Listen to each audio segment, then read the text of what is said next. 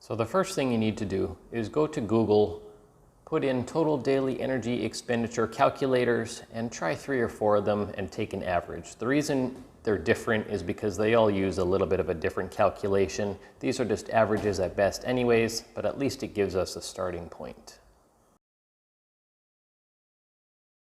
So once you have your total daily energy expenditure, you know how many calories per day you burn. Now we can set your caloric deficit. So there's roughly 3,500 calories in 1 pound of body fat. So if you want to lose 1 pound a week, we're going to subtract 500 calories per day from our total daily energy expenditure. If you want to aim for 2 pounds of fat loss per week, we'll subtract 1,000 calories from our total daily energy expenditure.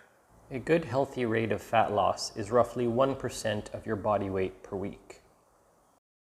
So once we have our daily calorie targets, we can figure out our macronutrient ratios. So for protein, take your body weight. That is how many grams of protein you'll consume per day. So using myself as an example, I'm 150 pounds. So 150 grams of protein times 4 calories in each gram gives me 600 total calories in protein. Fats, we'll take our body weight, multiply that by 0.3, which gives me 45 grams, times 9 calories in each gram of fat equals 405 total calories, and the carbohydrates will make up the difference. So if I look at my total daily energy expenditure is roughly 2,200 calories. So if I would aim for 1 pound of fat loss per week, I would try to eat 1,700 calories per day.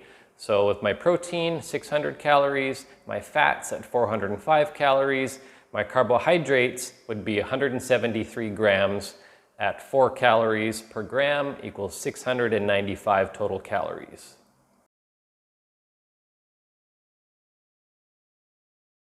Don't worry too much about your micronutrients. It's fairly easy to reach your minimums with a reasonably varied diet. Plenty of meat, fish, fruits, and vegetables, and you shouldn't have any trouble with that. Fiber, it's recommended to shoot for roughly 20 to 40 grams of fiber per day.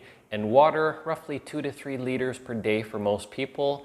Try and increase your water a little bit around your exercise window, and also increase it by a little bit if you live in a hot climate. Weighing and measuring your foods, it's a good idea to get yourself a digital food scale. You can find one under my recommended products in the video description.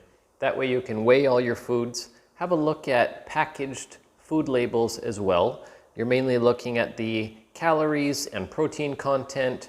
Keep track of your fats and carbohydrates as well, but there's a little bit more wiggle room there. It's also a good idea to get yourself some measuring cups and measuring spoons.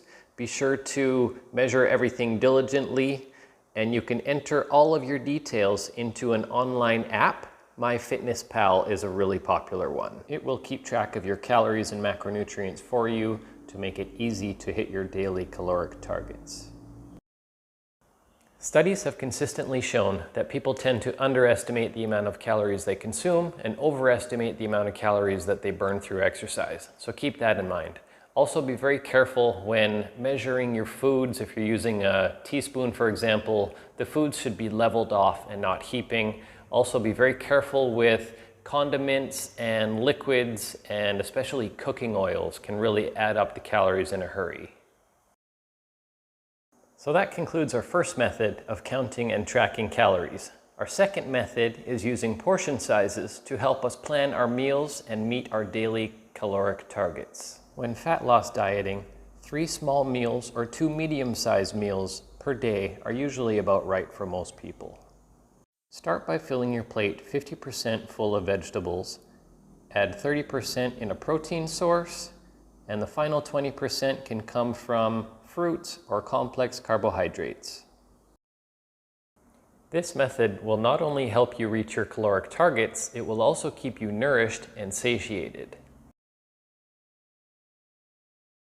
Meal timing and frequency has been shown to be largely irrelevant for fat loss. So that means you can eat according to your preference. If that happens to be 1 meal a day, 3 meals a day, or 6 meals a day, it's all good.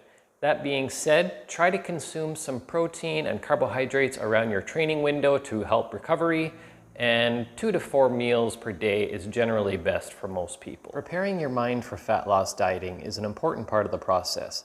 Try to view eating as nourishment and fuel for the body instead of enjoyment. While hyperpalatable processed foods can be nice to eat on occasion, they're generally not as good for health and performance or longevity. The majority of your calories should come from healthy protein sources like meat or fish, fruits, vegetables, nuts, whole grains, and healthy fats.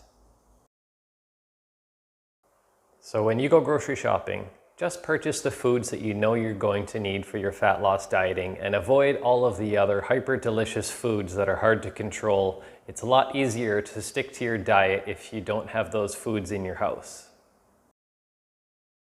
It's a good idea to prepare a lot of your foods in advance while you're dieting, and that way your foods are ready to go. So cook up all your meat or fish, store them in Tupperware dishes in the freezer, chop up your vegetables, and it makes it a lot easier to stick to your diet that way. It's also a wise move to avoid restaurants for a while you're fat loss dieting. Restaurants are very good at making foods very delicious, but that's because the calorie contents tend to be quite high. All right, so what is a fat loss plateau? Well, it basically means you are no longer losing fat because you are no longer in a caloric deficit. So why does it happen? The first reason is because you are now lighter. You have already lost weight, and lighter people burn fewer calories. The second reason is your body goes through a period of metabolic adaptation where it downregulates certain metabolic processes to try and conserve energy. So you burn fewer calories per day. The third reason is complacency.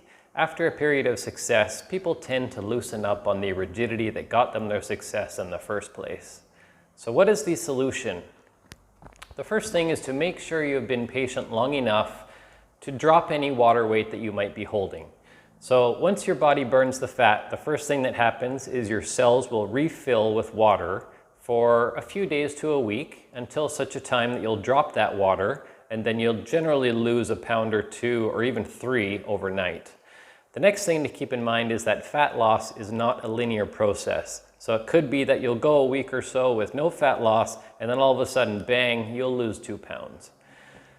The next thing is to reestablish your good habits. So that means to start counting calories again, to weigh and measure your foods properly, to track your calories in an online app, and get back to the habits that got you the success in the first place.